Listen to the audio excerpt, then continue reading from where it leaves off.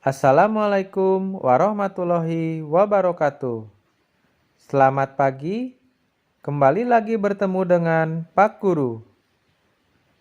Mari, sebelum kita memulai pembelajaran untuk hari ini, kita berdoa terlebih dahulu. Berdoa menurut kepercayaan masing-masing. Berdoa dimulai. Berdoa selesai. Hari ini kita akan belajar tema 7, subtema 1, pembelajaran 5. Amati gambar berikut ini. Tidak jauh dari tempat tinggal Udin, terdapat sebuah peternakan sapi perah. Pemiliknya mengizinkan Udin dan teman-teman untuk berkunjung. Tentu saja, Udin dan teman-teman merasa senang. Di peternakan, Udin melihat banyak sapi perah. Ada yang sedang diperah susunya, ada juga yang sedang memakan rumput. Udin diberi teks bacaan tentang susu sapi dan cara pengolahannya. Udin dan teman-teman membacanya bersama-sama. Banyak sekali hasil pengolahan susu sapi. Berikut ini adalah teks yang dibaca oleh Udin dan teman-temannya.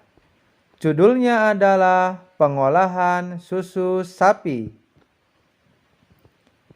Susu merupakan hasil utama dari sapi perah. Susu sapi segar memiliki daya tahan sekitar 5 jam saja. Susu perlu diolah dengan baik supaya gizi dalam susu dapat dinikmati kapan saja. Pengolahan susu sapi dapat dilakukan dengan teknologi pangan. Teknologi pangan penting untuk menghasilkan jenis makanan baru. Teknologi pangan juga menjaga agar makanan tetap awet. Susu sapi dapat diolah menjadi berbagai jenis makanan baru. Contohnya adalah yogurt, keju, permen, mentega, hingga es krim. Hasil olahan susu sapi biasanya sangat disukai oleh anak-anak. Dalam proses pengolahan susu, yang paling penting setelah hasilnya adalah cara mengemasnya. Pengemasan produk dapat menentukan daya tahan makanan tersebut. Daya tahan susu yang dikemas dengan plastik biasa akan berbeda dari susu yang dikemas dengan kardus kedap udara. Selanjutnya, mari kita jawab pertanyaan berikut ini. Apakah manfaat dari teknologi pangan dalam pengolahan susu sapi? Manfaat teknologi pangan dalam pengolahan susu adalah 1. Makanan berbahan susu lebih menarik bagi anak-anak. 2. Menjaga makanan berbahan susu menjadi lebih awet. 3. Gizi dalam susu dapat dinikmati kapan saja. 4. Susu lebih tahan lama dan steril dari kuman dan bakteri. Setelah kita menjawab pertanyaan tersebut, selanjutnya mari kita membuat kalimat baru menggunakan kata-kata di bawah ini. Nomor 1. Daya tahan. Contoh kalimatnya adalah susu sapi segar memiliki daya tahan sekitar 5 jam saja. Nomor 2. Teknologi. Contoh kalimatnya adalah teknologi pangan penting untuk menghasilkan jenis makanan baru. Nomor 3, pengemasan. Contoh kalimatnya seperti pengemasan produk dapat menentukan daya tahan makanan tersebut. Bagaimana? Mudah bukan untuk membuat kalimat menggunakan kata tersebut? Selanjutnya, dengarkan cerita Pak Guru tentang keberagaman dalam kehidupan sehari-hari. Hari semakin siang, Dayum mengajak Udin dan teman-teman untuk beristirahat sejenak. Di halaman depan peternakan, terdapat toko yang menjual berbagai hasil olahan susu. Benny mengajak teman-temannya minum susu. Lani dan Udin menolak ajakan Benny. Maaf Benny, aku tidak bisa minum susu. Aku alergi terhadap susu sapi. Aku sudah membawa air minum dari rumah, ujar Lani. Kalau aku lebih memilih minum yogurt Benny, kata Udin. Setiap orang memiliki pilihan yang berbeda.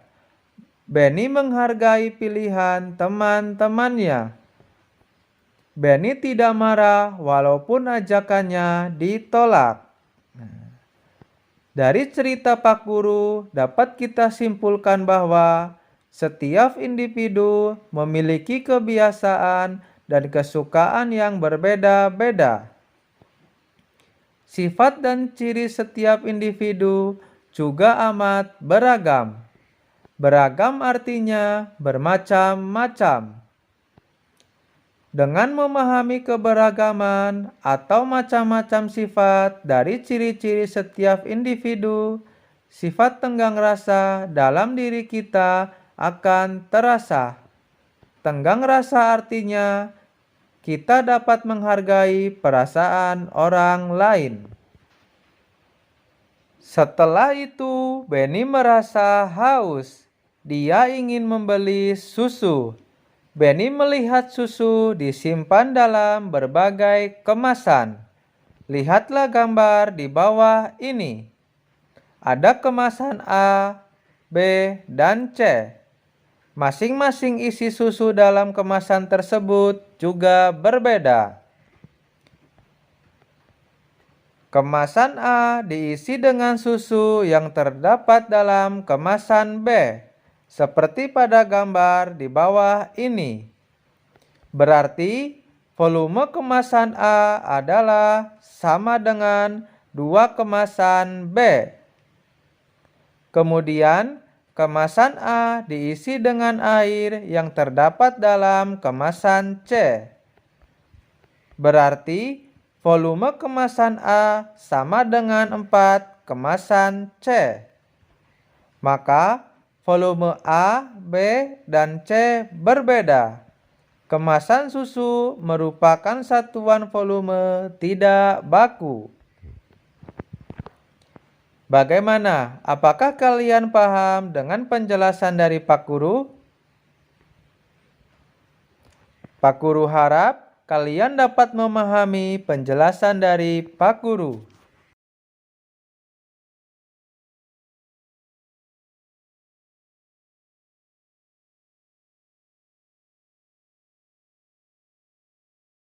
Amati gambar berikut ini.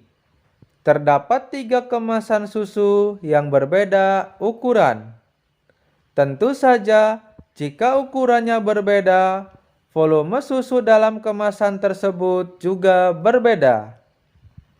Urutkan kotak susu di atas, mulai dari kotak yang bervolume paling sedikit hingga kotak yang bervolume paling banyak. Pertama, kita cari dulu kotak yang paling kecil.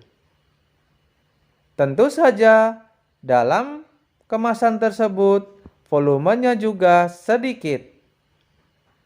Kotak yang paling sedikit volumenya adalah nomor 3. Setelah nomor 3, Selanjutnya adalah nomor 2. Dan terakhir adalah nomor 1. Mudah bukan?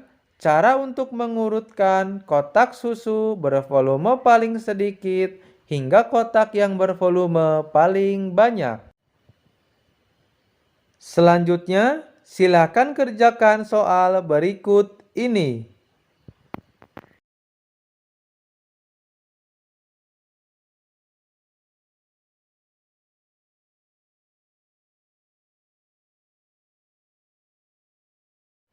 Cukup sekian untuk tema 7, subtema 1, pembelajaran 5. Jangan lupa untuk tetap jaga kesehatan. Dan kalian boleh subscribe dan like video ini. Sampai bertemu lagi di pembelajaran selanjutnya. Terima kasih.